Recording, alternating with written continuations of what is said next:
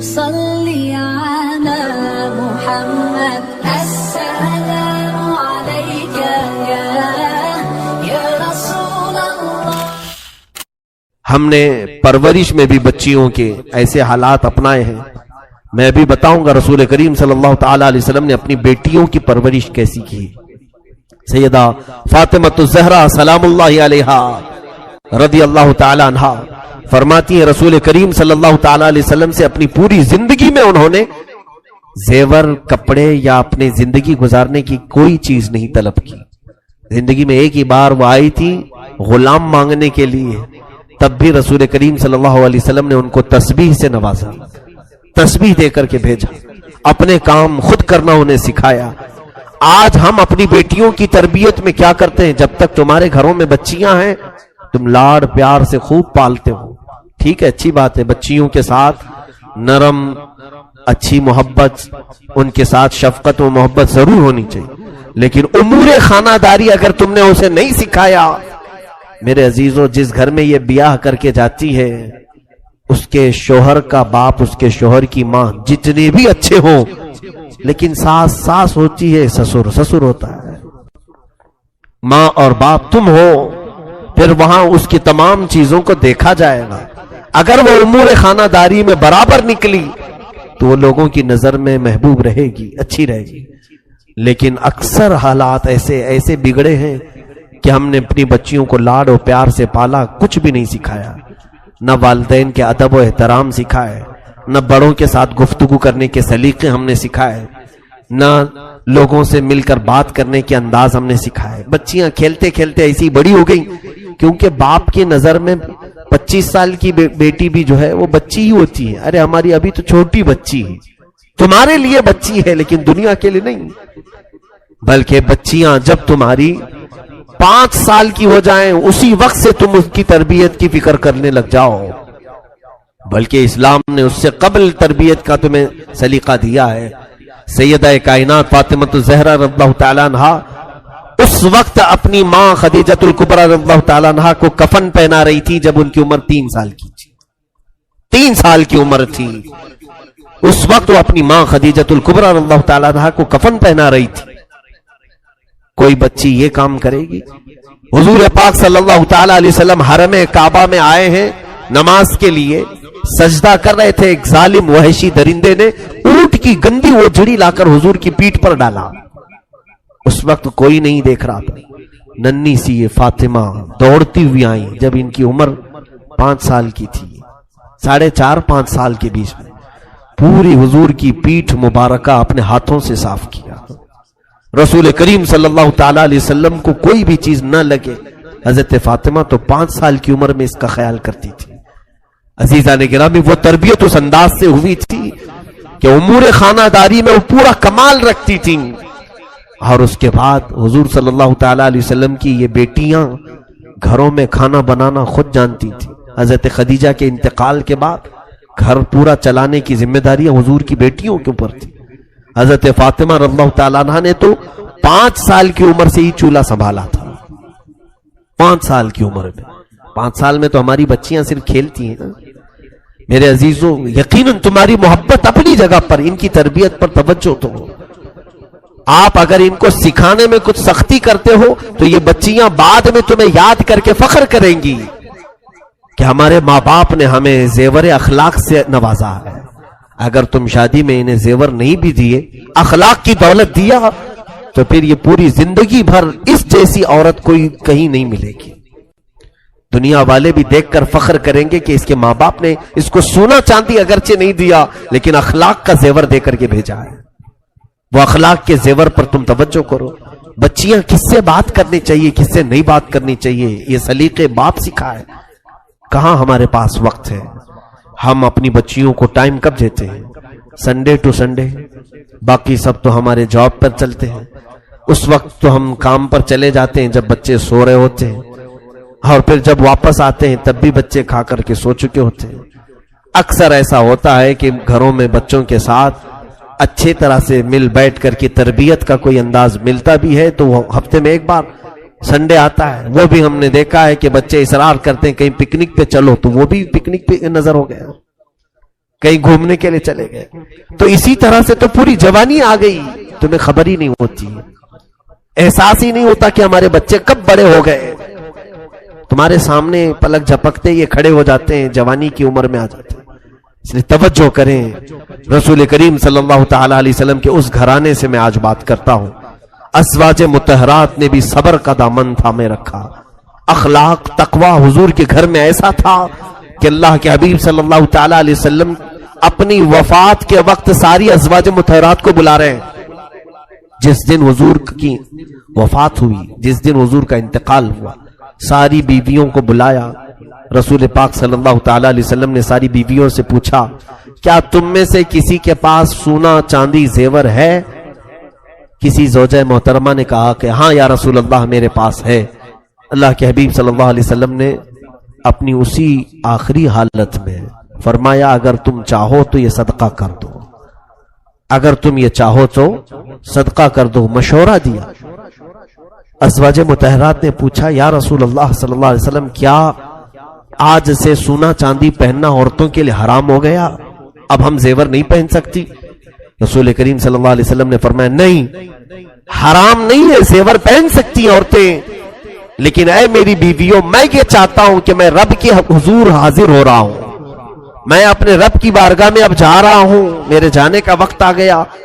میں یہ چاہتا ہوں کہ میں اپنے رب سے اس حال میں نہ ملاقات کروں کہ میرے گھر میں سونا چاندی پڑا ہوا ہو. میں کسی چیز کا مالک بن کر کے میرے مولا کے حضور نہیں جانا چاہتا.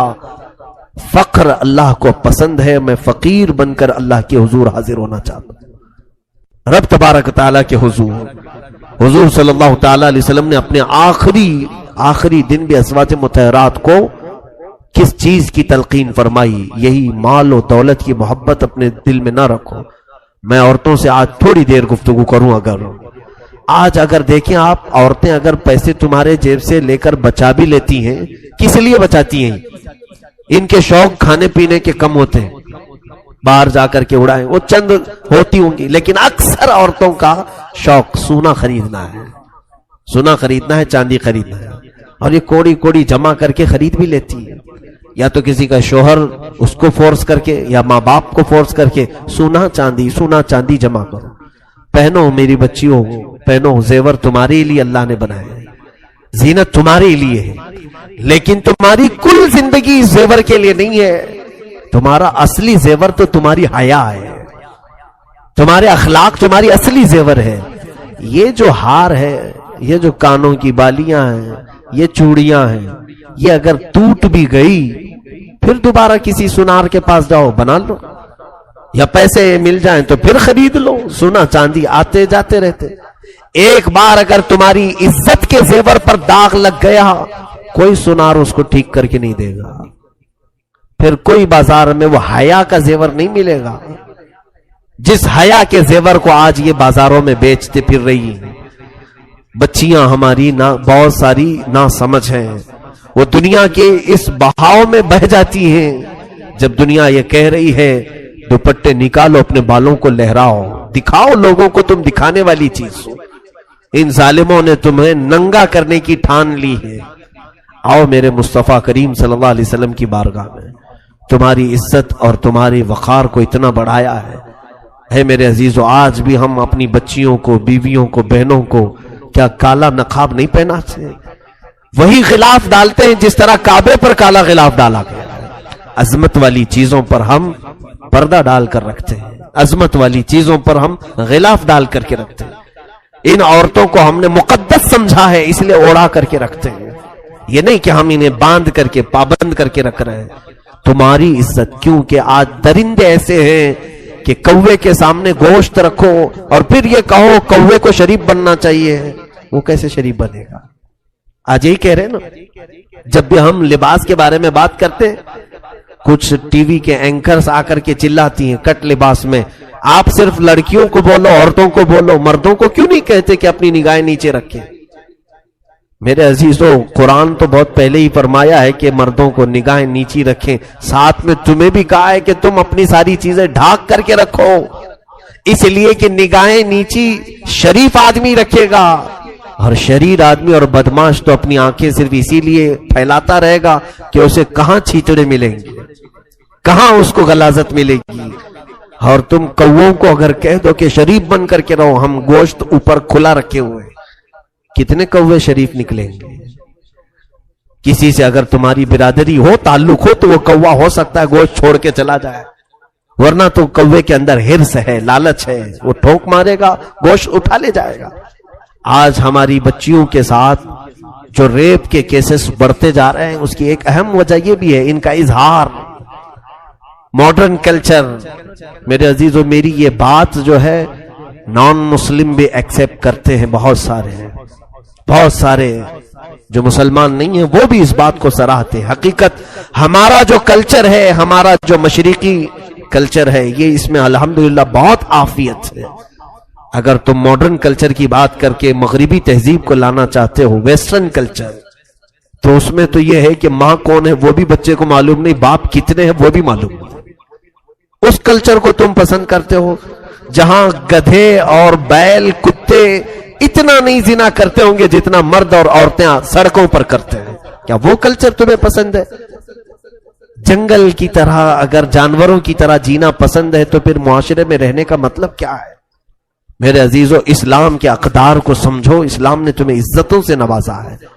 مرد یقیناً اپنی نگاہوں کی حفاظت کرے، لیکن بچیاں اپنے جسموں کو ڈھانکیں، اپنے جسموں کی نمائش نہ کریں۔ حدیث پاک میں ہے جو عورت صرف خوشبو لگا کر اس لیے نکلتی ہے، خوشبو لگانا منع نہیں ہے، لیکن اس کی نیت اگر یہ ہے کہ بازار میں لوگ میری طرف متوجہ ہو جائیں، میری خوشبو کو سونگیں، سپرے لگا کر، پرفیوم لگا کر عورتیں جس طرح سے چلیں، حدیث پاک میں موجود ہے۔ فرمایا رسول کریم صلی اللہ علیہ وسلم نے کہ وہ زنا کرنے والی عورت ہے، کہ اس نے لوگوں کو زنا کی دعوت دی، کتنوں کی خواہشوں کو بھڑکایا، کتنوں کی نگاہوں کو خراب کیا، یہ مرکز گناہ بن جاتی ہے۔ اور ایک حدیث پاک میں اگر کسی اجنبی مرد نے تمہارے جسم کو بلا حجاب چھوا، زنا بہت دور کی بات ہے، ایک عورت کے ساتھ دوسرا مرد اگر بغیر کسی شرعی تعلق کے چھوا ہے، چھونے کی بات آئی ہے، زنا کی نہیں، چھوا ہے، تو اس عورت پر قبر میں اللہ تعالیٰ 99 سانپ مسلط کرے گا۔ اس میں سے ایک سانپ اتنا قوت والا کہ صرف پونچھ اگر پہاڑ پہ مارے تو پہاڑ پھٹ جائے گا، وہ اس عورت کی قبر پر سانپ مسلط کیے جائیں گے۔ تو اپنے جسم کو کسی کے حوالے ہرگز نہ کرو جب تک تمہارا نکاح نہ ہو جائے۔ اللہ تعالیٰ کی امانت ہو تم، ہماری بچیاں یہ دین اسلام کی امانت ہے۔ بلکہ میں تو کہتا ہوں رسول پاک صلی اللہ تعالی علیہ وسلم کی عزت تمہارے دوپٹوں کے ساتھ ہے۔ تم نے اگر نکال پھینکا تو لوگ صرف تمہارے نام کو نہیں کوسیں گے، سیدھے فاطمہ زہرا کی کنیز کو بھی کوسنا شروع کریں گے کہ یہ نام اس کا فاطمہ ہے، نام اس کا آمنہ ہے، نام اس کا خدیجہ ہے، لیکن اس کا تعلق اخلاق سے کوئی بھی نظر نہیں آتا۔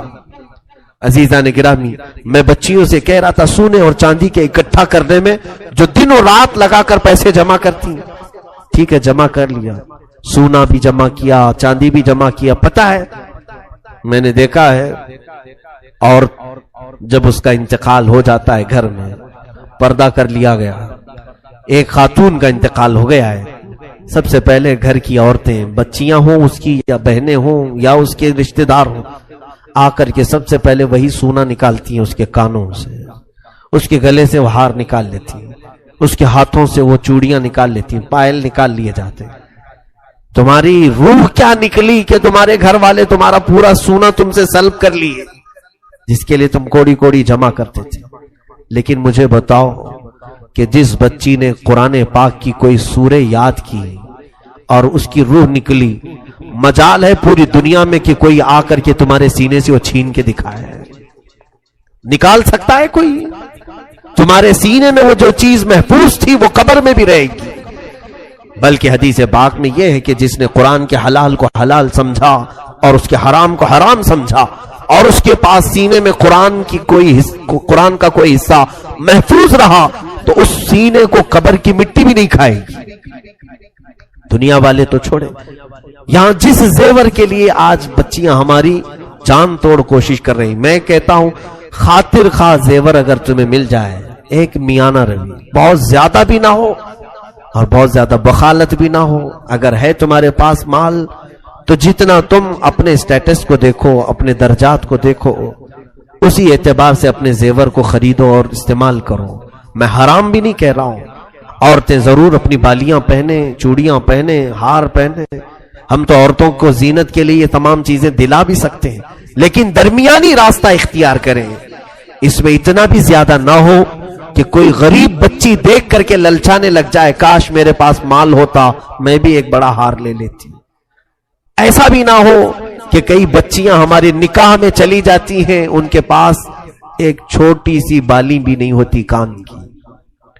ان کے لیے ایسا وقت نہ آئے کہ تمہیں دیکھ کر کے وہ افسوس کرنے لگے. عزیزان گرامی، میانہ روی اختیار کریں، درمیانہ راستہ اختیار کریں. رسول کریم صلی اللہ تعالی علیہ وسلم کے اس گھرانے میں کبھی ایسا ہوا ہے کہ حضور صلی اللہ تعالی علیہ وسلم تشریف لائے ہیں، 3 دن تک 4 دن تک کسی بھی زوجہ مطہرہ کے گھر میں چولہا نہیں جلایا جاتا، کھانا ہی نہیں بنتا تھا. یا تو وہ روزے سے ہوتی ہو یا تو فاقے سے ہوتی، لیکن شکایت کبھی نہیں کرتی. عورتیں یہ بھی سیکھیں کہ مرد کی تمام حالتیں ہمیشہ ایک طرح کی نہیں ہوتی. آج جب تمہارا نکاح ہوا تھا، تمہارا شوہر نوکری پر تھا، بزنس کرتا تھا، اچانک مندی آ گئی یا پھر اس کی نوکری چھوٹ گئی، تو کیا عورتیں اس مرد کو چھوڑ دیں گی؟ عورتیں اس مرد کو ہمیشہ کے لیے چھوڑ کر بھاگ جائیں گی کہ اب یہ کماتا نہیں ہے، کچھ پیسے نہیں لاتا ہے؟ ایسے کئی معاملات ہم نے بھی دیکھے ہیں. 25 سال کھلایا لیکن اب اس کی طاقت میں کمی آ گئی، کچھ تو ہوا جس کی وجہ سے اب کام کاج نہیں کرتا، تو عورتیں ہر جگہ جا کر کے شہرا کرتی ہیں، میرا شوہر ناکارہ ہے، نکما ہے، کچھ کام نہیں کرتا. بخاری شریف کی حدیث میں کل ہی پڑھ رہا تھا، رسول کریم صلی اللہ علیہ وسلم نے فرمایا، میں نے جہنم میں سب سے زیادہ عورتوں کو دیکھا. صحابہ نے پوچھا، یا رسول اللہ صلی اللہ علیہ وسلم کس وجہ سے؟ حضور فرماتے، ہن یکفرن العشیر، وہ اپنے شوہروں کی نافرمانی کی وجہ سے. پوچھا کہ کیا کرتی ہیں وہ شوہروں کے ساتھ؟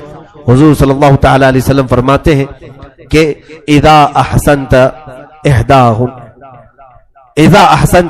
احداہن الی احداہن الدہر، یعنی جب تم ان میں سے کسی ایک کے ساتھ پورا زمانہ بھر احسان کرو، زندگی بھر تم اس کے ساتھ احسان کرو، پھر جب تم میں سے ایک چیز اگر اس کو نہیں ملی تو کہتی ہے کہ میں نے تیرے ساتھ کبھی بھلائی دیکھی نہیں، تو نے کبھی کچھ اچھا کام کیا ہی نہیں میرے ساتھ. یہ جملہ عورتوں کا انہیں دوزخ میں لے جائے. حضور صلی اللہ علیہ وسلم فرماتے ہیں ان کا یہ کہنا کہ تو نے میرے ساتھ کبھی بھلا کیا ہی نہیں، وہ دوزخ میں. ایسی کتنی عورتوں کو دیکھیں آپ، وہ یہی کہتے کبھی اس نے میرے ساتھ اچھا نہیں کیا، جبکہ کھلا رہا ہے وہ تمہیں، جبکہ وہ کپڑے تمہیں پہنا رہا ہے، تمہارے بچوں کی پرورش کر رہا ہے. محض یہ ہے کہ تمہاری بہت زیادہ خواہشات کو اس نے پورا نہیں کیا.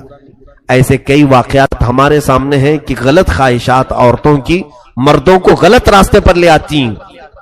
ایک بہت اچھا نوجوان ہمارے پاس نماز پڑھتا تھا، مقتدی تھا ہمارا، اچانک وہ غائب ہوا، کئی دن تک نہیں تھا، اور کئی سالوں کے بعد اس کو پھر دوبارہ ہم نے دیکھا تو معلوم کیا بہت بری حالت ہے اس کی. شراب پیتا ہے، باہر کٹوں پر پڑا رہتا ہے. نیک آدمی تھا، اس کو بلوایا، پوچھا کیا حالت ہے تیری، کیوں ایسے بن گیا؟ وہ رونے لگا، اور پھر اس نے جو واقعہ بتایا میں نے کئی جگہ پر اس کو ذکر کیا. کہا کہ میری شادی ہوئی، میں بہت زیادہ محبت کرتا ہوں میری بیوی سے، اور محبت سے شادی کیا تھا. شادی کے بعد میری نوکری تھی اپنے ہی شہر میں، لیکن میری تنخواہ پوری نہیں ہو پاتی تھی. میری بیوی کے جو خواہشات تھے میں اس کو پورا نہیں کر پاتا تھا. میری بیوی کے لیے پھر مجھے اپنا شہر چھوڑ کر بنگلور جانا پڑا. میں نے کوئی بڑی نوکری کی تلاش کی، وہاں پہنچا.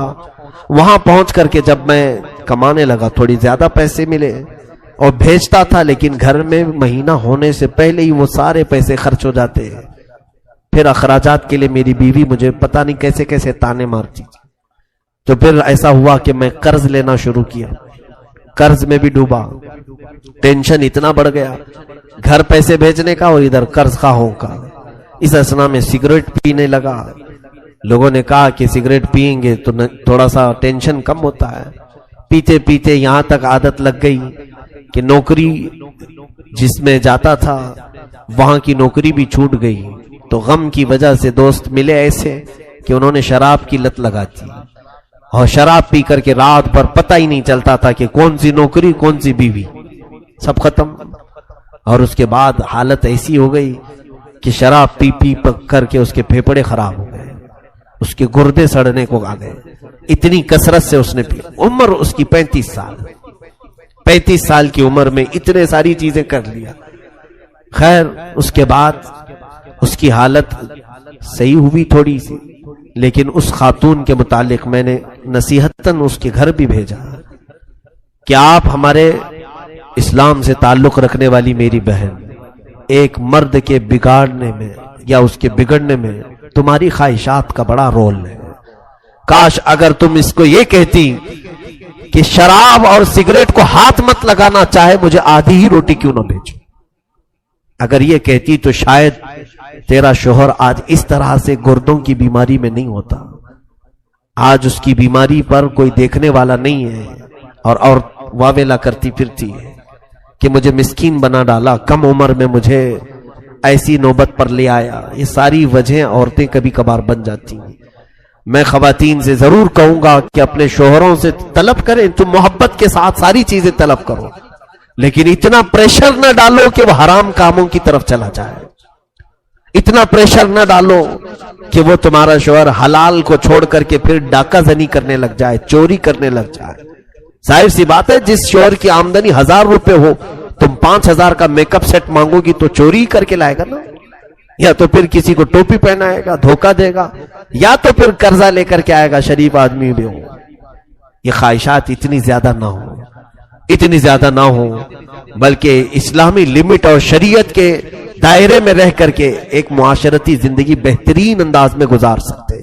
وہ زندگی آؤ میرے مصطفیٰ کریم صلی اللہ علیہ وسلم کے گھر والوں میں، آقا کونین صلی اللہ تعالی علیہ وسلم۔ ایک بات سن لیجیے آپ، حضرت ابو ہریرہ کہتے ہیں، سیدنا ابو ہریرہ رضی اللہ تعالیٰ عنہ، یہ کون سے صحابی؟ اصحاب صفہ میں سے، جو 70 صحابہ حضور کی مسجد میں ہمیشہ رہتے تھے، گھر بار چھوڑ کر کے آئے، اور صدقے پر یہ چلتے تھے، جو کچھ بھی ان کو صدقہ آتا تھا وہی کھاتے تھے۔ ایک بار 2 دن تک کچھ بھی نہیں آیا۔ حضرت ابو ہریرہ کہتے ہیں میں نے پیٹ پر رسی باندھ لیا کہ پیٹ کھلا رہتا ہے تو بھوک زیادہ لگتی ہے، ٹائٹ کر لو تو بھوک کم لگتی تھی۔ پھر میں نکلا جا کر کے حضور کو دکھاؤں، اسی اسنا میں حضور اپنے حجرے سے باہر نکل رہے تھے۔ میں نے کہا کہ یا رسول اللہ صلی اللہ علیہ وسلم، اصحاب صفہ میں 2 دن سے کوئی صدقہ ہی نہیں آیا، نہ کھجوریں نہ دودھ، اور میرا پیٹ جو ہے بھوک کی شدت کی وجہ سے سکڑتا جا رہا ہے۔ اللہ کے حبیب صلی اللہ تعالی علیہ وسلم نے اپنا جبہ اٹھا کر کے دکھایا۔ حضرت ابو ہریرہ کہتے ہیں حضور نے بھی رسی سے 2 پتھر باندھے تھے۔ کہا ابو ہریرہ میں نے بھی 3 دن سے تو کچھ بھی نہیں کھایا۔ اللہ کے حبیب صلی اللہ تعالی علیہ وسلم کا یہ فرمان سن کر حضرت ابو ہریرہ کہتے ہیں مجھے بڑی شرمندگی ہوئی، میں نے کیوں ذکر کیا، لیکن میرے آقا صلی اللہ علیہ وسلم نے فرمایا ابو ہریرہ چلو تمہیں بھوکا نہیں چھوڑوں گا، ساتھ میں چلو۔ نکلے، دوپہر کا وقت تھا، دیکھا باہر مسجد نبوی کے حضرت ابو بکر حضرت عمر بھی آئے ہوئے تھے۔ حضور نے ان سے پوچھا کہ کیسے باہر آنا ہوا؟ وہ دونوں بھی اپنا پیٹ پکڑ کر کہہ رہے تھے یا رسول اللہ بھوک نے ہمیں باہر لایا۔ حضرت ابو بکر تو یہ کہہ رہے تھے بھوک شدت کی لگی ہے تو اس وقت باہر کیوں آئے؟ کہا چہرے رسول دیکھتے ہیں تو بھوک ختم ہوتی ہے۔ رسول کریم صلی اللہ تعالی علیہ وسلم کے چہرے پاک کو دیکھ کر بھوک کو کم کرنا، یہ وہ صحابہ جو پوری دنیا پر حکمرانی کر چکے، یعنی عدل و انصاف کے اعتبار سے یہ صحابہ فاقہ میں رہتے تھے، اور حضور صلی اللہ علیہ وسلم نے ان تینوں کو لے کر ایک جگہ کی طرف کا قصد فرمایا، اور حضور سیدھے حضرت ابو ایوب انصاری کے مکان پر آئے۔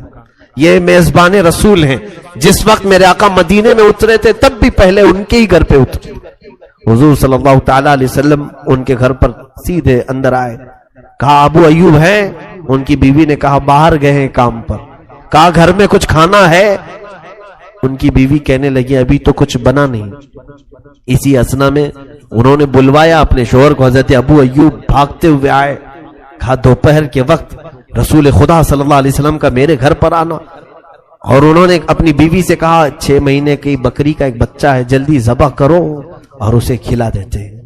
انہوں نے بکری کو ذبح کیا، رسول کریم صلی اللہ تعالی علیہ وسلم کے لیے سالن بنا۔ کتنے لوگ تھے؟ ابو بکر، عمر، حضرت ابو ہریرہ رضی اللہ تعالیٰ عنہ۔ حضور صلی اللہ تعالی علیہ وسلم دسترخوان پر بیٹھے ہیں، سالن بنا۔ حضرت ابو ہریرہ فرماتے ہیں اس گوشت کے سالن کی خوشبو آدھی بھوک ختم کر چکی تھی۔ حضرت ابو ایوب نے جب وہ سالن پیش کیا دسترخوان پر، سنیے میرے عزیز ہو، اللہ کے حبیب صلی اللہ علیہ وسلم فرماتے ہیں ابو ایوب ایک اور برتن ہو، ایک اور کھٹوری ہو تو لے آؤ۔ وہ لے آئے، سالن کو حضور نے آدھا آدھا کیا اور کہا جاؤ میری بیٹی فاطمہ کے گھر پہنچاؤ، 8 دن سے وہ فاقے میں ہے۔ فاطمہ کا 9واں دن ہے آج فاقے کا۔ حضور پاک صلی اللہ تعالی علیہ وسلم کی لخت جگر سیدہ کائنات، لیکن انہوں نے احساس تک نہیں ہونے دیا۔ حضرت ابو ہریرہ کہتے ہیں اصحاب صفہ کا جو چبوترا تھا کہاں ہے جانتے؟ حضرت فاطمہ کے گھر سے لگ کر کے تھا، جہاں یہ اصحاب صفہ بیٹھتے ہیں، بی بی فاطمہ کے گھر سے لگ کر کے تھا۔ حضرت ابو ہریرہ کہتے ہیں 9واں دن فاطمہ کے فاقے کا ہے، ہم 2 دن میں صبر نہ کھا کر باہر نکل آئے، فاطمہ کے گھر سے چوں کی آواز تک نہیں آتی تھی۔ وہاں حسنین کریمین بھی پل رہے ہیں، مولا علی شیر خدا بھی ہیں، ان کا مسجد میں آنا جانا کسی کو احساس تک نہیں دلاتا تھا کہ گھر میں کوئی چیز کی کمی ہے۔ یہ اہل بیت کا گھرانہ ہے میرے عزیزوں، جتنے بھی ان کے تذکرے کیے جائیں وہ کم ہے۔ انہوں نے پوری دنیا کو جینے کا ایک مزاج دیا ہے۔ آج سب سے زیادہ اگر ہم اپنے اندر کی خرابیاں ختم کر سکتے ہیں تو 2 چیزیں، قناعت اختیار کرو، جتنا ملے اس پر صبر، اس کو قناعت کہتے ہیں۔ آج رب تبارک و تعالیٰ نے مجھے جو دیا ہے یہ بہت ہے، کافی ہے، یہ ایک بار کہہ کر کے تو دیکھو، مولا تعالیٰ بے انتہا پھر تمہیں نوازتا ہی رہے گا۔ ہر بندہ یہ کیا کہتا ہے ابھی بس نہیں ہوا، ارے اتنے سے تھوڑی نہ چلتا ہے۔ ایک نوکری کرنے والا پھر آ کر کے کہتا ہے حضرت اور ایک نوکری کرنا چاہتا ہوں خالی ٹائم میں۔ کہا اتنے سے کافی نہیں ہو رہا ہے، کہاں اتنے سے ہو پائے گا، بمبئی کی مہنگائی ہے، جبکہ کھانا پانی ساری چیزیں چل رہی ہیں۔ قناعت کرنے کا اگر تمہارے اندر مزاج پیدا ہو گیا تو یہی تمہارے اسی انکم کو اللہ تعالیٰ اتنی بڑی بنائے گا کہ تم اپنا گھر چلا کر کے بھی کئی لوگوں کو قرضے دیتے رہو گے۔ برکت اس کا نام ہے، برکت کثرت کا نام نہیں۔ آپ اگر یہ سوچ کر کے بیٹھے ہوئے کہ اگر آپ کی تنخواہ آج 25,000 ہے اور پڑوسی کی تنخواہ 1 لاکھ ہے تو یہ مت کہنا کیا برکت ہے اس کے گھر۔ برکت نہیں، اس کے گھر میں کثرت ہے۔ کثرت یعنی بہت زیادہ ہے، زیادہ ہونے کو برکت نہیں کہتے۔ اگر تم 25,000 میں کھا پی کر کے کسی کے محتاج نہیں تو اس 1 لاکھ سے تمہارے 25 بہتر ہے، تمہارے پاس برکت ہے۔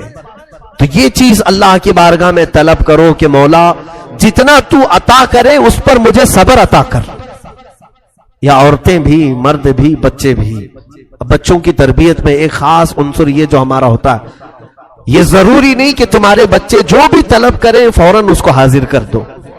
یہ ہم لوگ چاہتے ہیں نا، کچھ لوگ تو کہتے ہیں ہماری کمائی آخر ہے کس کے لیے، انہی کے لیے تو ہے، جو مانگے وہ لا کر کے دے دو، جو طلب کرے وہ لا کر کے دے دو۔ یہ بری خصلت بچوں میں ہم نے ڈالی۔ اس کے بعد ہوتا یہ ہے کہ باپ سے تو مانگ سکتے ہیں لیکن پھر بعد میں دوسروں سے جب یہ وہی چیز مانگنے لگ جاتے ہیں ان کے منہ بگڑ جاتے ہیں۔ کیسی عورت ہے یہ کہ صرف مانگتی رہتی ہے، منہ کھلتا ہی رہتا ہے، کیوں؟ اس کا قصور کیا ہے؟ آج وہ شوہر سے جو مانگ رہی ہے اس کی عادت اس کے باپ نے ڈال کر رکھی تھی، وہ بار بار پوچھتی تھی، باپ ہر چیز لا کر کے دے دیتا تھا۔ کبھی کبھار بچیوں کو یہ بھی صبر سکھائیں، جیسے رسول کریم صلی اللہ علیہ وسلم چاہتے تو اپنی بیٹی کو 1 نہیں 10 خادم دے سکتے تھے۔ میری فاطمہ عیش سے زندگی گزارے، بدر کے قیدی غلام بنا کر کے دیے جا رہے تھے، حضرت فاطمہ کو حضور 10 غلام دے سکتے، اور صحابہ کو اعتراض کیا ہوتا؟ جنتی خواتین کی سردار کے گھر میں اگر 10 خادم کام کر رہے ہیں، فخر سے کام کر سکتے تھے، لیکن حضور نے کیا کہہ کر کے بھیجا؟ فاطمہ جاؤ صبر کرو، تھکن زیادہ ہو جائے تو رات میں تسبیح پڑھو۔ کبھی کبھار بچیوں کو یہ بھی تلقین کرو، ہر دن اگر اچھے کھانے کی عادت ہمارے پاس ہے تو جان بوجھ کر کے کبھی ہلکا کھانا انہیں کھلانے کی عادت ڈالو۔ تاکہ برے اوقات میں انہیں صبر کرنے کا سلیقہ آ جائے، برے اوقات میں ان کو صبر کرنے کا طریقہ آ جائے۔ مجھے بات یاد آتی ہے، میں میری تعریف کے لیے نہیں کہہ رہا ہوں، بچپن میں خود ہمارے گھر کی حالت ایسی کہ الحمدللہ ہمیں کبھی کسی چیز کی کمی نہیں ہونے دی۔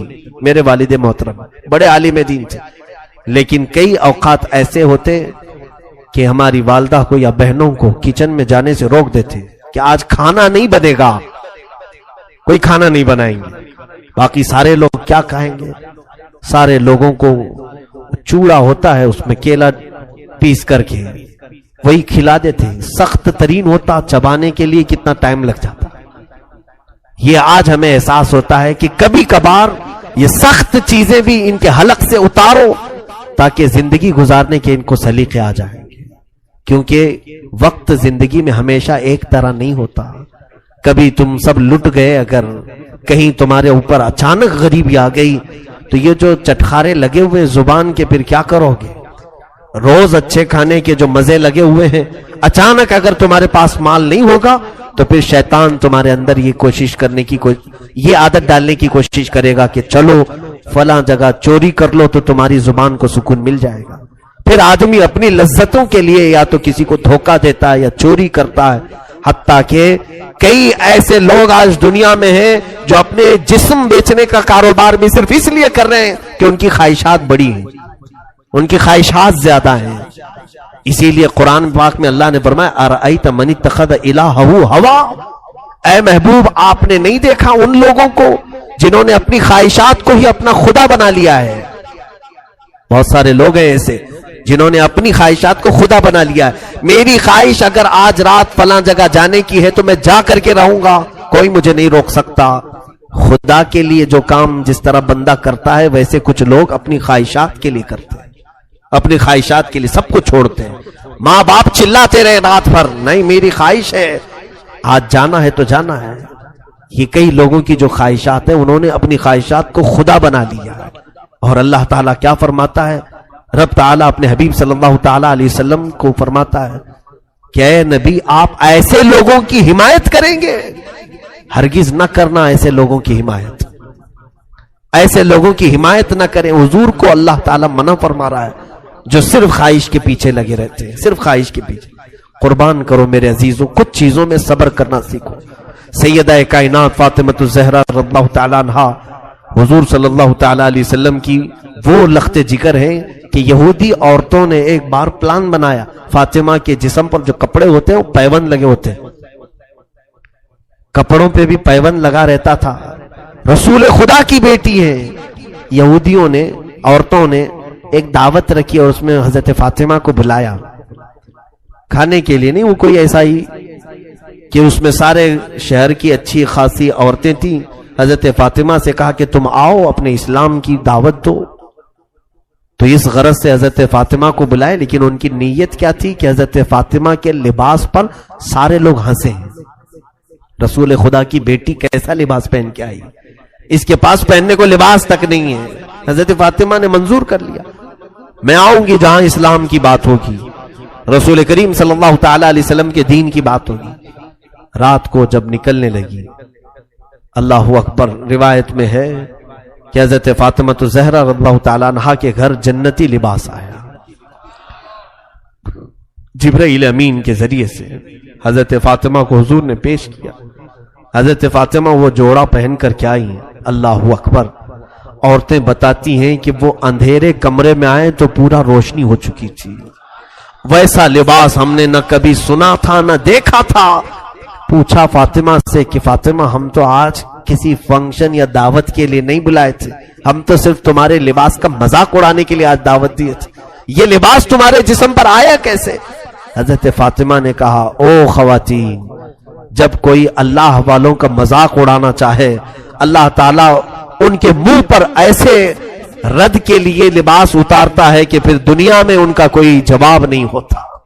رسول کریم صلی اللہ تعالی علیہ وسلم کی اس لخت جگر کو اللہ عز و جل نے جنتی لباس اتارا، ان کے گھر میں جنتی دسترخوان اترا، حتیٰ کہ اس گھرانے کی حالت یہ تھی کہ حضور صلی اللہ تعالی علیہ وسلم حضرت فاطمہ کے گھر میں بیٹھے ہیں، اچانک مسکرانے لگے۔ پوچھا یا رسول اللہ صلی اللہ علیہ وسلم مسکرانے کی وجہ کیا ہے؟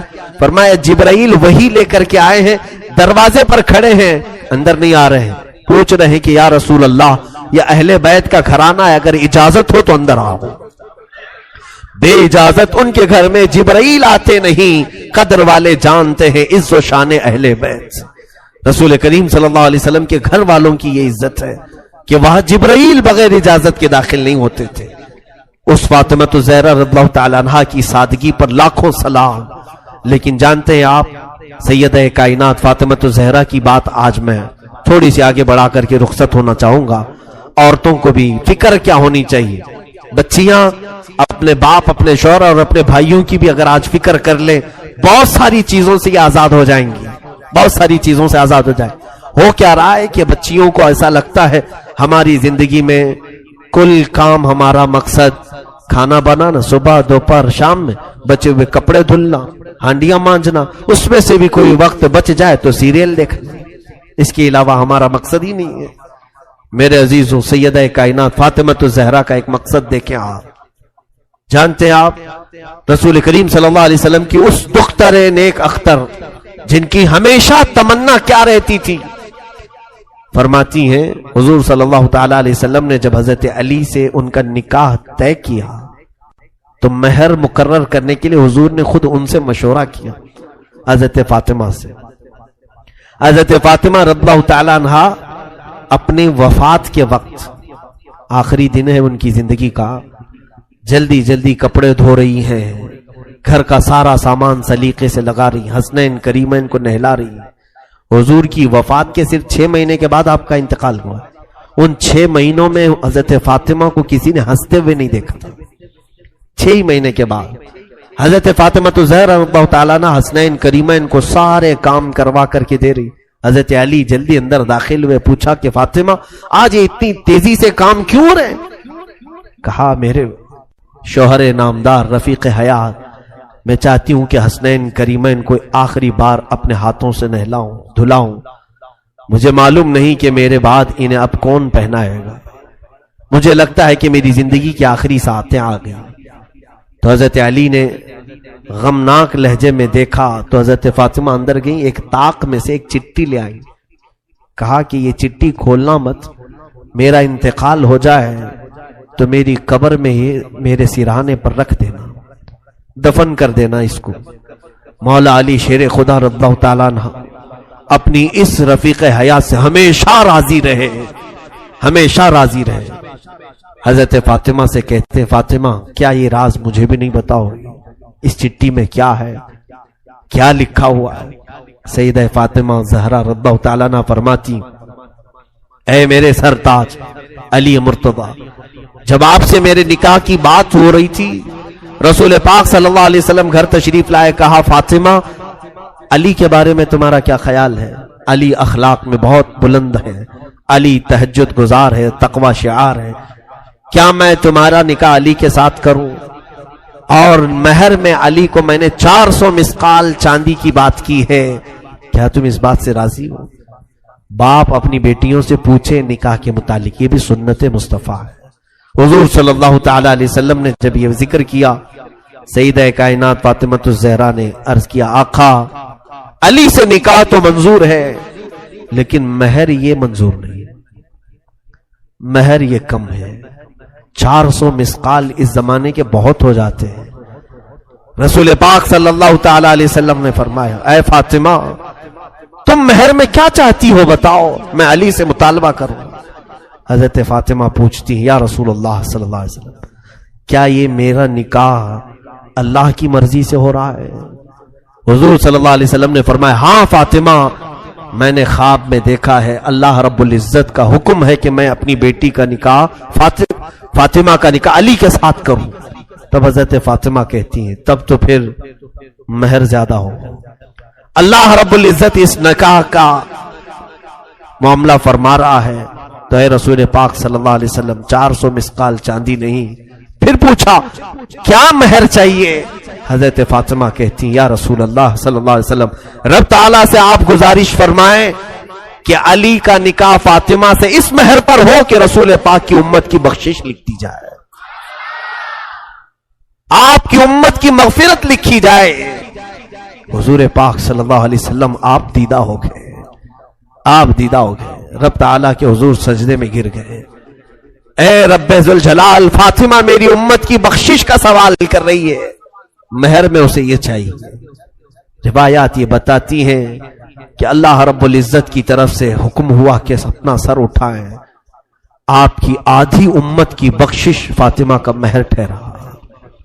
حضور پاک صلی اللہ علیہ وسلم سے حضرت فاطمہ کہتی ہیں میں نے وہ لکھوا لیا تھا چٹھی میں تاکہ بروز قیامت میں میرے رب سے میرے حبیب کی امت کی بخشش کا سوال کروں.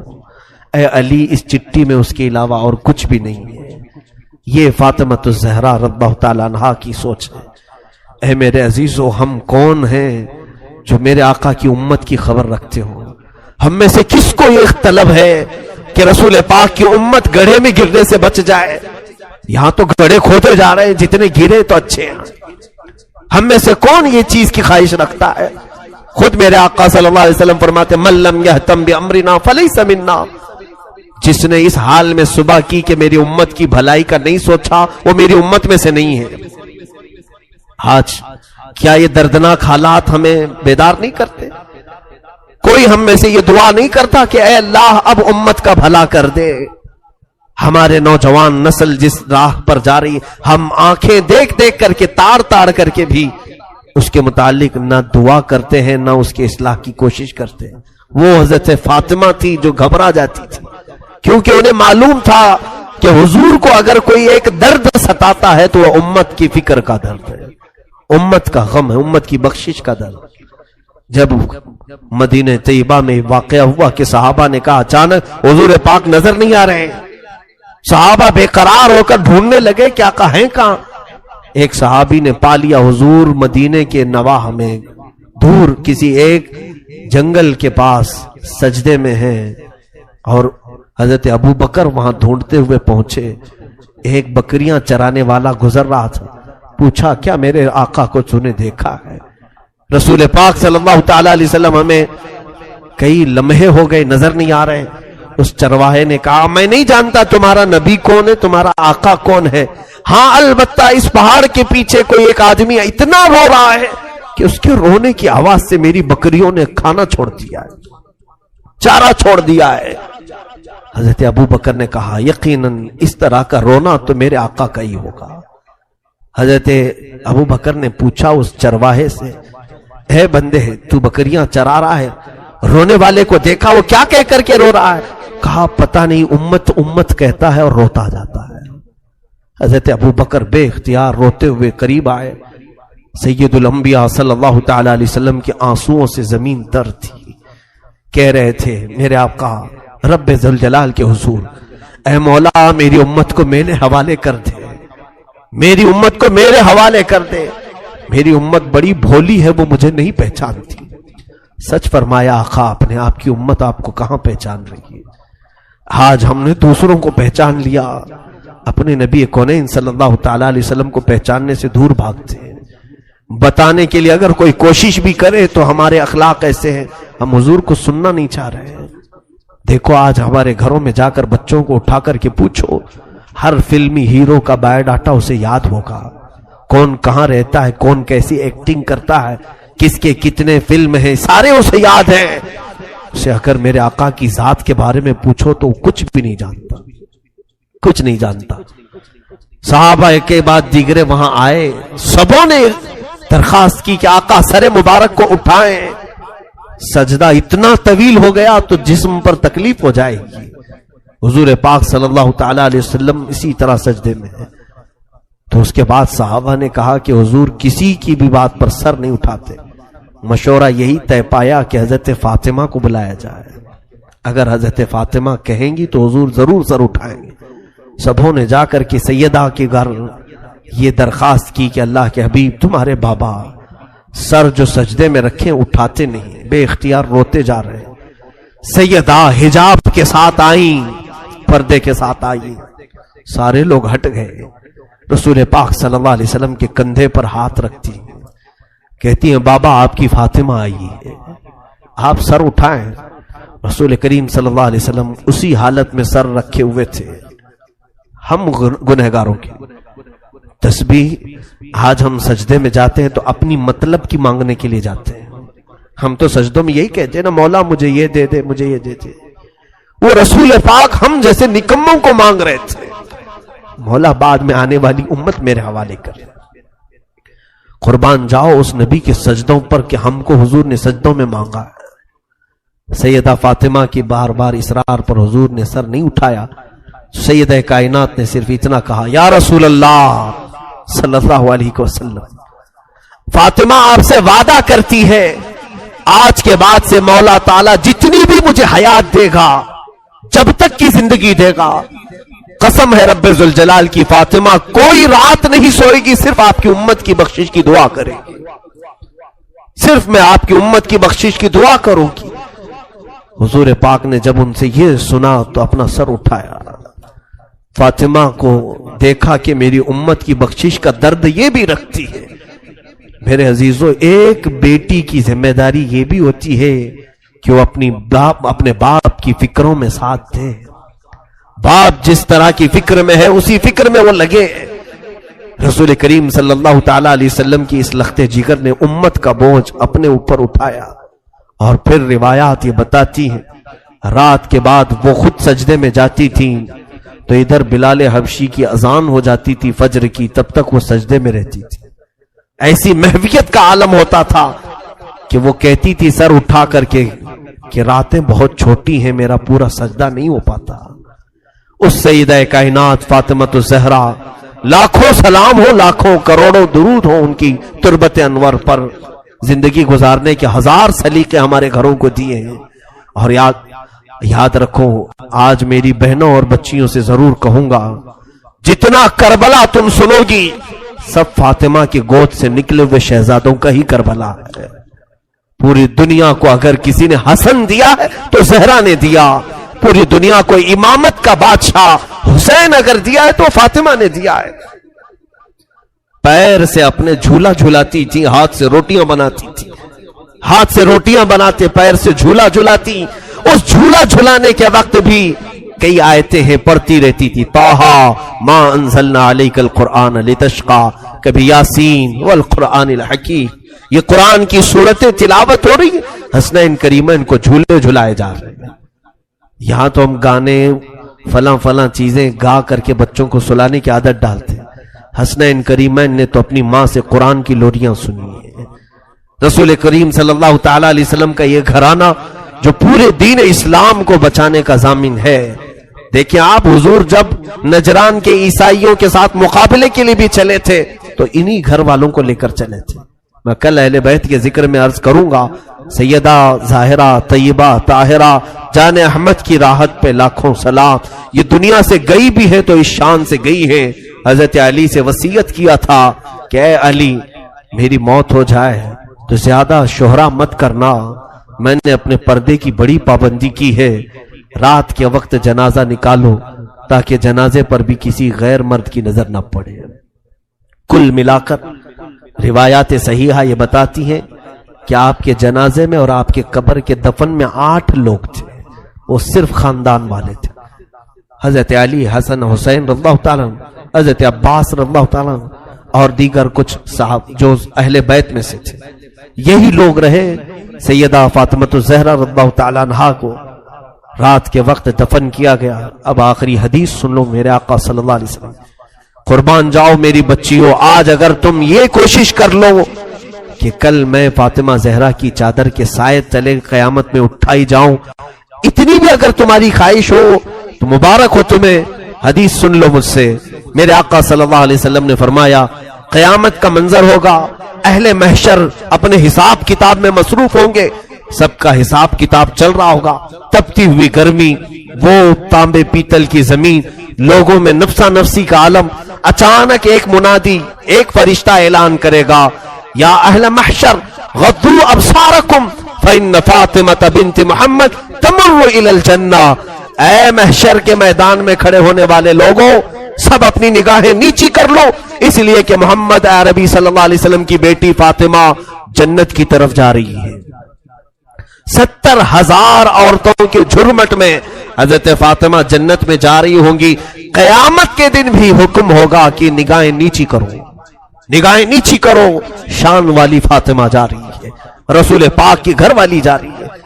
میرے عزیزوں، آج بچیوں کو یہ واقعات سنائیں، اپنی بہنوں کو یہ سیرتیں سنائیں، تاکہ ان کے اندر عفت، حیا اور جذبہ حجاب پیدا ہو۔ بے حیا عورتوں کے قصے سناؤ گے تو بے حیا بنیں گی، گندے سیریل اور گندے فلموں کو دکھاؤ گے تو ویسے ہی بننے کی عادتیں آئیں گی۔ کبھی کبھار میں عورتوں سے گزارش کروں گا، پوری زندگی ٹی وی پر نہ گزاریں، تھوڑا کبھی کبھار سیرت فاطمہ کو پڑھ لیا کریں، رسول کریم صلی اللہ علیہ وسلم کے گھر والیوں کی سیرت پڑھ لیا کریں۔ یاد رکھنا، اگر تم نے سیرت بھی پڑھ لی، آج حسن و حسین نہیں صحیح، غلام حسن اور غلام حسین تو ضرور پیدا ہوگا، تمہاری گودوں میں نونہال آئیں گے جو امت کی اصلاح کا کام کریں گے۔ میں دعا کرتا ہوں بارگاہ رب العزت میں، خدایا بحق بنی فاطمہ کہ برقول ایمان کنم خاتمہ، اگر دعوت امرت کنی ور قبول، منو دست دامان آل رسول۔ اے رب ذوالجلال، رسول پاک کے اس سخی گھرانے سے ہم سب کی محبتوں کو ہمیشہ قائم دائم رکھ۔ مولا، رافضیوں سے، خارجیوں سے ہم سب کی حفاظت فرما۔ رسول اللہ کی اس آل جس آل میں ہر بچہ نور والا بچہ ہے، میرے مولا اس گھرانے کا فضل، ان کا سایہ، ان کا کرم ہم سب کے سروں پر قائم فرما۔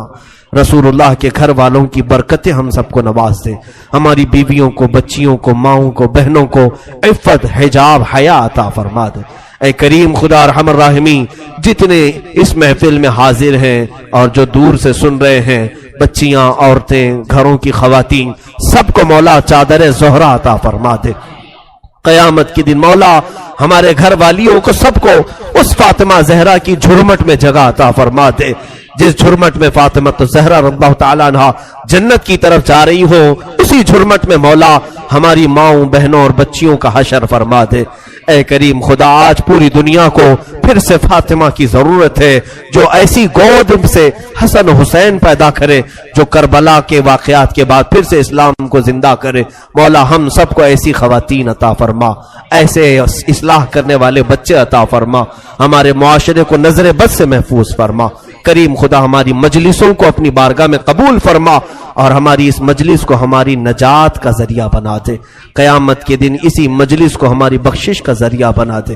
امت مصطفیٰ کی خیر ہو مولا، دشمنان اسلام کو تو تباہ و برباد فرما، ان کے ناپاک منصوبوں کو تو خاک میں ملا دے، اسلام و سنیت کا بول بالا فرما، کفر و شرک کا منہ کالا فرما۔ اے رب ذوالجلال، ہماری دعاؤں کو رسول کریم صلی اللہ علیہ وسلم کی نالین پاک کے صدقے قبول و مقبول فرما۔ وصلی اللہ تعالی علی خیر خلقہ محمد وآلہ واصحابہ اجمعین، وآخر دعوانا الحمدللہ رب العالمین۔ فاطمہ الزہرا رضی اللہ تعالی عنہا کی جب آپ کے نکاح کا وقت آیا، حضرت علی کرم اللہ وجہہ الکریم کی طرف سے جب پیغام آیا، حضور اکرم صلی اللہ علیہ وسلم نے فوراً قبول کیا اور دونوں کا نکاح کیا، سادگی سے نکاح ہوا۔ تھوڑا سا جہیز جو حضور پاک صلی اللہ علیہ وسلم نے، ان کے جہیز کا لفظ جو استعمال کیا جاتا ہے، بعض لوگ اس کے جواز کے لیے اپنے سارے ساز و سامان اکٹھا کرنے کے لیے اس جہیز کا لفظ استعمال کرتے۔ بات در حقیقت یہ تھی کہ حضرت علی حضور کے ساتھ ہی رہتے تھے مدینے میں، جب ہجرت کر کے آئے تھے تو مدینے میں حضور کے ساتھ رہتے تھے۔ جب شادی ہوئی تو گھر الگ کرنا پڑا، تو جب نیا گھر لیا گیا تو حضور نے کچھ سامان دلایا، یہی جہیز ہے۔ بھائی نیا گھر دلایا جا رہا ہے، آج سے نئی زندگی وہ شروع کر رہے ہیں، تو کچھ تو سامان لگے گا۔ میرے آقا صلی اللہ تعالی علیہ وسلم نے وہ گھر میں برتنے کے جو سامان حضرت فاطمہ کو دلائے، اسی کو جہیز کا نام دے کر کے یہاں کروڑوں وصول کرنے لگ گئے۔ ہاں، یہاں تو چار چار لوگ ایک ہی گھر میں رہتے ہیں، پھر بھی جہیز لا رہے ہیں۔ بڑا بھائی بھی لایا، منجلا بھائی بھی لایا، تیسرا بھی لایا، اب تجوریاں رکھنے کی جگہ بھی نہیں ہے، پھر بھی لایا۔ وہ نیا گھر بنایا گیا تھا حضرت علی کا، تو انہیں حضرت فاطمہ کے ساتھ رہنے کے لیے جو سامان دیا گیا میرے آقا صلی اللہ علیہ وسلم کی طرف سے، اور یہ بھی میں آپ کو بتاؤں کہ یہ جو سامان دیا گیا تھا، روایات میں ملتا ہے کہ حضرت علی نے جو مہر کی رقم دی تھی اسی رقم سے دلایا تھا۔ میرے آقا صلی اللہ تعالی علیہ وسلم نے حضرت علی رضی اللہ تعالیٰ عنہ نے جو مہر ادا کیا اتنا مہر کوئی نہیں دینا چاہتا آج. مہر نظر نہیں آتا لیکن جہیز نظر آتا ہے. حضرت فاطمہ کا جہیز لوگوں کو معلوم ہے, حضرت علی کا مہر نہیں معلوم. 10,000 سے زیادہ ہو جائے تو جماعت میں جھگڑے چلتے ہیں, مہر اتنا زیادہ کیوں رکھا, اور جوڑا 25,000 کا عورت کی طرف سے ضرور چاہیے. تم 10,000 کا مہر اپنی اس عورت کو نہیں دینا چاہتے جس کے ساتھ پوری زندگی بتانے والے ہو, وہ اپنا پورا جسم تمہارے حوالے کر رہی ہے. 10,000 کا مہر نہیں دینا چاہتے. 786 روپے رکھو مولانا, بس اتنا ہی کافی ہے. 786 روپے میں پوری اس کی 50 سال زندگی خرید رہے ہو. پتہ نہیں کتنی زندگی, 50 ہے, 25 ہے, 40 ہے, جو بھی ہے. میرے عزیزو, مہر جو ہے اس کا شرعی حق ہے جو اس کی پوری زندگی کے لیے تم دے رہے ہو. یہ نہیں کہ خالی ایک رات کا یہ معاوضہ ہے یا ایک شادی کے دن کا کوئی نذرانہ ہے, پوری زندگی کا اس کا حق ہے. آپ انصاف تو کر کے دیکھو, آپ اس سے اصول کتنا رہے اور اسے دے کیا رہے. ہاں, شادی کے وقت جو تمہارے لیے اس کا باپ خرچہ کرتا ہے وہ پتہ نہیں کتنے لاکھوں میں چلا گیا. بہرحال میں اس عنوان پر نہیں جاتا. سیدہ کائنات فاطمہ الزہرا رضی اللہ تعالیٰ عنہ کی ایک بات مجھے یاد آتی ہے. حضور پاک صلی اللہ تعالیٰ علیہ وسلم ان کے پاس تشریف لائے, کہا فاطمہ تمہارا نکاح علی کے ساتھ کر رہا ہوں, منظور ہے؟ حضرت فاطمہ نے کہا بابا جان آپ جو فرمائیں منظور ہے. حضرت علی مہر کتنا دیں گے؟ حضور پاک صلی اللہ علیہ وسلم نے فرمایا 400 مسقال چاندی دیں گے. 400 مسقال چاندی, وہی زمانے کا حساب کیلکولیشن الگ ہوتا ہے. آپ کسی بھی دارالفتہ سے سوال کر کے پوچھ سکتے ہیں کہ اس وقت کیلکولیشن میں کتنا بیٹھتا ہے, اگر کسی کو شوق ہے تو. حضرت فاطمہ کا یہ مہر طے پایا, مہر مقرر بھی ہو گیا. بعض روایات میں یہ ملتا ہے کہ حضرت فاطمہ نے کہا اے اللہ کے نبی صلی اللہ علیہ وسلم یہ نکاح کس کی جانب سے ہو رہا ہے؟ حضور نے فرمایا اللہ کی طرف سے. اللہ تعالیٰ نے پسند فرمایا کہ تمہارا نکاح علی کے ساتھ ہو. تو حضرت فاطمہ کہتی ہیں تو پھر میرا مہر بھی اسی شان کے مطابق ہونا چاہیے. 400 مسقال چاندی, کہا میرا مہر بھی اس شان کے مطابق رکھیں جو اللہ تعالیٰ نکاح کر رہا ہے. حضور پاک صلی اللہ علیہ وسلم نے پوچھا فاطمہ تم کیا پسند کرتی ہو مہر میں, تم کیا لینا چاہتی ہو مہر میں؟ حضرت فاطمہ نے کیا کہا, اللہ اکبر, قربان جاؤ مسلمانوں. کہتی ہیں آقا اگر اللہ نکاح کر رہا ہے تو رب تعالیٰ سے یہ لکھوا لیں کہ آپ کی امت کی بخشش میرے مہر میں رکھی جائے. اللہ اکبر, آپ کی امت کی مغفرت اور بخشش میرے مہر میں رکھی جائے. خواہشیں ہوں تو ایسی ہوں, تمنائیں ہوں تو ایسی ہوں. رسول پاک صلی اللہ تعالیٰ علیہ وسلم کی بارگاہ میں اگر کوئی عزیز بننا چاہتا تو صرف ان کی امت کی بات کرتا, حضور خوش ہو جاتے تھے. میرے عزیزو آج بھی یہی حال ہے کہ اگر تم امت کا خیال کرو گے تو میرے آقا خوش ہو جاتے ہیں. اگر تم حضور کی امت کے بارے میں بات کرو گے حضور پاک بے انتہا تمہیں نوازنے لگتے ہیں. حضرت جبرائیل امین نے بھی یہ محسوس کیا. جانتے ہیں حضرت جبرائیل حضور صلی اللہ تعالیٰ علیہ وسلم سے قربت چاہتے تھے تو حضور پاک صلی اللہ تعالیٰ علیہ وسلم سے انہوں نے کیا کہا جانتے ہیں؟ اے اللہ کے نبی صلی اللہ علیہ وسلم میں چاہتا ہوں میں اپنی طرف سے آپ کی بارگاہ میں کوئی چیز پیش کروں جس سے آپ خوش ہو جائیں. اب حضور کس چیز سے خوش ہوتے ہیں؟ مکہ والوں کی تکلیفیں الگ ہیں, تبلیغ اسلام میں آنے والی تکلیفیں الگ ہیں, سب چیزیں ہیں.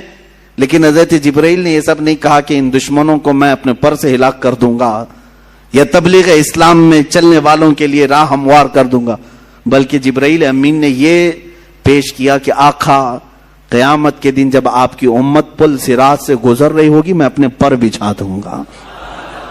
پل سے اتارو راہ گزر کو خبر نہ ہو, جبریل پر بچھائیں پر کو خبر نہ ہو. عزیزان گرامی حضور پاک صلی اللہ علیہ وسلم کی بارگاہ میں جیسے ہی انہوں نے التجا پیش کی میرے آقا خوش ہو گئے. حضور اکرم صلی اللہ تعالی علیہ وسلم کی احادیث سے یہ بھی ملتا ہے جس نے یہ دعا کی اللہم اغفر امت محمد صلی اللہ علیہ وسلم مغفرتا عامہ, اللہم ارحم امت محمد صلی اللہ علیہ وسلم رحمتا عامہ. اے اللہ امت محمدیہ کی عام مغفرت فرما, اے اللہ امت محمدیہ پر عام رحم فرما. جس نے یہ دو دعائیں کی حضور فرماتے میری شفاعت اس پہ واجب ہو گئی. उम्मत की भलाई का ख्याल करो। हजरत बीबी फातिमा ही तो हैं कि जो रसूल पाक सल्लल्लाहु ताला अलैहि वसल्लम जंगल में जाकर के जब रोने लगे, किसी के कहने से आप सर नहीं उठाते थे, हजरत फातिमा आई, कहा बाबा जान आप सर उठाएं, मेरे आका आप सर उठाएं। हुजूर पाक उम्मत के गम में रो रहे थे कि अल्लाह ताला मेरी उम्मत की बख्शिश हो जाए। हजरत फातिमा ने क्या कहा जानते हैं? हुजूर से इतना अर्ज किया कि या रसूल अल्लाह, जब तक आपकी फातिमा जिंदा है कोई रात सोएगी नहीं, आपकी उम्मत की मगफिरत की दुआ करती रहेगी। हुजूर पाक ने सर उठा दिया। हुजूर पाक सल्लल्लाहु अलैहि वसल्लम के पास जब कभी कोई उम्मत की भलाई की बात करता है, मेरे आका उस पर नवाजिशें ज्यादा करते हैं। आज भी अगर तुम चाहते हो मुसलमानों कि नबी कौनैन को खुश देखो और हुजूर पाक का दीदार करना चाहते हो, तो भलाई उम्मत में लग जाओ। एक रात वो भी आएगी कि मेरे आका खुद तुम्हें अपने दीदार से मुशर्रफ करेंगे। उम्मत की भलाई का ख्याल तो करो। हुजूर पाक सल्लल्लाहु अलैहि वसल्लम की भोली भाली उम्मत के लिए फिक्र तो करो। सैयदा कायनात ने हमें ये मिजाज दिया, फातिमा ज़हरा रज़ियल्लाहु तआला अन्हा ने हमें ये मिजाज दिया। साथ ही मैं हर उस बेटी को भी कहता हूं जो अपने बाप का ख्याल करे, अपने बाप का ख्याल नहीं करती है, वो सोचे कि हजरत फातिमा रज़ियल्लाहु तआला अन्हा हुजूर अकरम सल्लल्लाहु तआला अलैहि वसल्लम का किस कदर ख्याल फरमाती थी। उनके तबलीगी मसाई में किस तरह से वो शाना बशाना ठहरती, कभी अपनी जानिब से कोई ऐसी ख्वाहिशात नहीं की। हुजूर पाक सल्लल्लाहु तआला अलैहि वसल्लम की बारगाह में एक मर्तबा आई थी, बस वो गुलाम मांगने के लिए। जंग बद्र के कैदी जो गुलाम बनाए गए थे वो तकसीम किए जा रहे थे, वो भी माले गनीमत में था। वो हजरत अली रज़ियल्लाहु तआला अन्हु के कहने से आई थी। हजरत फातिमा जन्नती खवातीन की सरदार होने के बावजूद घर के काम खुद करती थी, इतना कि उनके हाथों में छाले पड़े हुए थे। चक्की पीस कर, रोटियां बनाकर और घर के सारे काम काज करते हुए उनके हाथों में छाले थे। वो किसकी बेटी हैं? रसूल पाक सल्लल्लाहु अलैहि वसल्लम की। आज थोड़े से किसी मालदार की बेटी को काम लगा दो, झाड़ू लगाने के लिए कहो, नखरे करेगी, मेरा ये काम नहीं है। वो रसूल पाक सल्लल्लाहु अलैहि वसल्लम की साहबजादी हैं, गुर्बत की वजह से नहीं। जिसको जन्नती खवातीन का सरदार कहा गया हो, वो चाहे तो उनके लिए सोने और चांदी के पहाड़ चला करें, लेकिन बावजूद उसके फक्र और फाका उन्होंने पसंद किया। हुजूर पाक सल्लल्लाहु अलैहि वसल्लम की बारगाह में आई थी। मेरे आका सल्लल्लाहु अलैहि वसल्लम ने यूं जवाब में इरशाद फरमाया, फातिमा ऐसा कैसे हो सकता है? बदर के यतीमों का हक बाकी है, मैं उनका हक दिए बगैर तुझे कैसे गुलाम दे दूं? जाओ, जब थकन ज्यादा हो जाए काम काज से, 33 बार सुबहान अल्लाह पढ़ो, 33 बार अल्हम्दुलिल्लाह पढ़ो, 34 बार अल्लाह अकबर पढ़ो, अल्लाह ताला तुम्हारी सारी थकन दूर फरमाएगा। इसी को आज हम तस्बीह फातिमा भी कहते हैं। हम नमाजों में पढ़ते हैं, नमाजों के बाद पढ़ते हैं। ये तस्बीह फातिमा हुजूर की तरफ से अता की हुई तस्बीह है। मक्का मुकर्रमा की एक मुअज़्ज़ज़ खातून, बड़ी मालदार खातून थी, हजरत खदीजा, जिनके 2 शोहरों का इंतकाल हो चुका था। अब वो किसी से शादी करने के मूड में कभी नहीं थी, लेकिन वो बड़ी मालदार थी। उन्होंने अपना माल तिजारत किसी को दे करके, इन्वेस्ट करवा करके तिजारत करवाती थी। जब उनको पता चला मोहम्मद सल्लल्लाहु अलैहि वसल्लम बड़े अमानतदार हैं, बड़े ही दयानतदार हैं, तो अपना माल उनको दिया और कहा कि तुम तिजारत करो और नफा कमा करके ले आओ। रसूल पाक सल्लल्लाहु अलैहि वसल्लम उनका माल तिजारत लेकर मुल्क शाम गए और इतना नफा हुआ उस माल में। वापस जब आ रहे थे तो हजरत खदीजा का एक गुलाम मैसरा था। हजरत खदीजा ने कहा था, मैसरा तुम हमेशा मोहम्मद पर नजर रखना, देखते रहना ये कैसी कैसी तिजारत करते हैं, कितना नफा करते हैं। इसीलिए नहीं कि खुर्द बुर्द होगा, इसलिए कि मदद के तौर पर। जब ये काफिला वापस मक्का आ रहा था, अब फिर टर्निंग पॉइंट है यहाँ पर। हजरत खदीजा अपने घर के बाला खाने पर बैठ करके अपना नफा शुदा काफिला जो मक्का में दाखिल हो रहा है उसको देखने के लिए बैठी हुई थी। बड़ा घर था, बड़ा महल था। जब वो ऊपर से नजारा कर रही थी, वहीं से देख करके वो गर्विदा हो गई कि इतनी दूर से देख रही थी, काफिला साफ नजर नहीं आ रहा था, लेकिन चेहरे मोहम्मद सबसे ज्यादा चमकता हुआ नजर आ रहा है।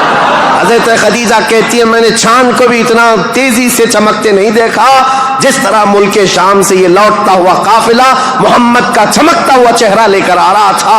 हजरत खदीजा कहती है, अजीब हालत थी, काफिला तो तिजारत करके आ रहा है, लेकिन मैंने देखा उस काफिले के ऊपर जो धूप का वक्त है उस वक्त आसमान का एक टुकड़ा, बादल का एक टुकड़ा साया बन करके चलता हुआ आ रहा है। जिस तरफ मोहम्मद जा रहे हैं उस तरफ वो टुकड़ा भी चलता जा रहा है। आगे पीछे न जाने कौन सी मखलूक चल रही थी। हजरत खदीजा का दिल यहीं से बेकरार हुआ। मुल्क शाम से तिजारत करके वापस आने के बाद, जबकि हजरत खदीजा की 2 शादियां ऑलरेडी हो चुकी थी, इंतकाल हो चुके उनके शोहरों के, 40 साल की उम्र हो चुकी थी, शादी करने का कोई ख्याल नहीं था। लेकिन हुजूर पाक के चेहरे पाक को देखने के बाद, उनकी खुसूसियात देखने के बाद, नफा लेते ही आपने पैगाम भेज दिया मोहम्मद सल्लल्लाहु ताला अलैहि वसल्लम से। कहा क्या आप मुझसे निकाह करना चाहें? वो रूए मोहम्मद सल्लल्लाहु ताला अलैहि वसल्लम की गर्विदा खातून, उनका पैगाम पहुंचते ही रसूल पाक सल्लल्लाहु ताला अलैहि वसल्लम ने खुद से कबूल नहीं किया, अपने चाचाओं और फूफियों के दरमियान इस मसले को रखा। जनाब अबू तालिब थे, सारे फूफियाँ और चचा बैठे, उनके सामने रखा कि हजरत खदीजा के पैगाम निकाह आया हुआ है। सारे लोगों ने कहा तुम्हें पता है खदीजा पूरे मक्का में ताहिरा के नाम से जानी जाती हैं, सबसे पाकीज़ा खातून। इज्जत तो ऐसी थी कि अदना सा अदना आदमी भी और ऊंचा से ऊंचा आदमी भी हजरत खदीजा की तरफ चेहरा उठाकर नहीं देखता, उनकी इज्जत बड़ी थी। कहा कि अगर मोहम्मद तुम्हारे लिए उनकी तरफ से पैगाम आया है तो कबूल कर लो। रसूल पाक सल्लल्लाहु ताला अलैहि वसल्लम ने जवाब भेजा कि मुझे बताया गया है कि मक्का में सबसे शरीफ खातून अगर कोई है तो खदीजा का नाम है। मेरे अजीजों, खातून शरीफ क्यों ना होगी? इसलिए कि जिसके पेट से पैदा होने वाली बेटी फातिमतुज़ ज़हरा हो, सैयदा कायनात हो, तो फिर माँ का आलम क्या हो सकता है? अल्लाह करीम ने ये इंतखाब फरमाया था।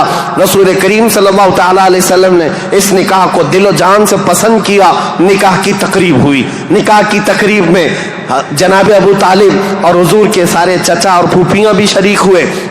खुतबा निकाह का खुतबा जनाब अबू तालिब ने पढ़ा था। वो खुतबा आज भी मौजूद है जो मेरे आका सल्लल्लाहु ताला अलैहि वसल्लम के पहले निकाह में खुतबा हुआ था। इस खुतबे के बाद, निकाह मुकर्रर होने के बाद, रसूल करीम सल्लल्लाहु ताला अलैहि वसल्लम की ये शरीक हयात, ये रफीक हयात, ये महबूब रब्बुल आलमीन सैयदा खदीजा हुजूर की ऐसी वफा शियार खातून बन करके रही कि अल्लाह की कसम आज भी पूरी रोए जमीन पर जो मेरे आका की औलाद सादात के नाम से जानी जाती हैं, वो कहीं और नहीं, वो खदीजा की पेट से पैदा होने वाली औलाद है। हजरत खदीजा के बतन से मेरे आका की 6 औलाद हुई, 3 बेटे और 3 बेटियां। रसूल करीम सल्लल्लाहु ताला अलैहि वसल्लम की 6 औलाद की माँ हजरत खदीजा है। ये बड़ी उल्फत और मोहब्बत की जिंदगी गुजरी है मेरे आका सल्लल्लाहु अलैहि वसल्लम की। लेकिन जब मेरे आका की उम्र पाक 50 साल की हुई और हजरत खदीजा की उम्र उस वक्त तकरीबन आप अंदाजा कर सकते हैं 25 साल ज्यादा थी, 75 साल की खातून थी। 75 साल की खातून, अल्लाह अकबर, 75 साल की खातून किसको कहते हैं? उम्र का वो पड़ाव जिसमें बूढ़ा अपने आज़ा से मजबूर हो जाता है और उसके पट्टे जवाब दे जाते हैं, चलना फिरना दुभर हो जाता है। लेकिन कसम खुदा की, जब मैं ये रिवायत पढ़ता हूँ कि जब रसूल करीम सल्लल्लाहु ताला अलैहि वसल्लम 3000 फीट ऊंची पहाड़ी गारे हिरा में जाकर इबादत करते थे, कभी 2-2 दिन तक नहीं आते थे, तो 75 साल की ये खातून दिन में 2 मरतबा पहाड़ी पर जाती थी खाना लेकर के और उतरती थी। आज मैं बताऊं, हम जैसों की जवानी में 1 मरतबा पहाड़ पर चढ़ करके आ जाए, 8 दिन तक पट्टे दर्द करते हैं, पैर दर्द करते हैं। मैं समझ नहीं पाता वो खदीजतुल कुबरा की वफाशियारी को। दिन में 2 मरतबा अपने नबी पाक अपने रफीक हयात के लिए ऊपर जाती थी, नीचे आती थी। कभी रसूलुल्लाह पहाड़ से उतर रहे होते, हजरत खदीजा घर के बाहर आकर खड़ी होती, कड़ी धूप होती, सूरज की तमाजत होती, लोग चलते फिरते कहते खदीजा अपने शौहर का इंतजार कर रही हो? कहती हाँ, मेरे शौहर पहाड़ से उतर रहे हैं, गारे हिरा से आ रहे हैं। उस वक्त लोग कहते खदीजा अंदर छांव में बैठो, इंतजार करो, उनके आने में काफी वक्त है। खदीजा कहती मेरा दिल गवारा नहीं करता मेरा शौहर धूप में उतर रहा हो और उनकी औरत छांव में बैठी रहे। जब तक वो धूप में उतरते रहेंगे मैं धूप में खड़ी रहूंगी। ये वफाशियारी ایسی تھی، آپ کو پتا ہے سب سے پہلی وہی قرآن کی جو غار ہرا میں آئی ہے، جبرائیل امین لے کر کے آئے ہیں۔ اسلام کی تاریخ میں اگر یہ نہ بتائیں تو ابتدا ہی نہ ہوگی، کیونکہ رسول اللہ صلی اللہ تعالیٰ علیہ وسلم جب 40 سال کی عمر میں تھے، غار ہرا میں جا کر عبادت کرتے، جبرائیل امین آئے قرآن کی آیتیں لے کر اور حضور سے کہا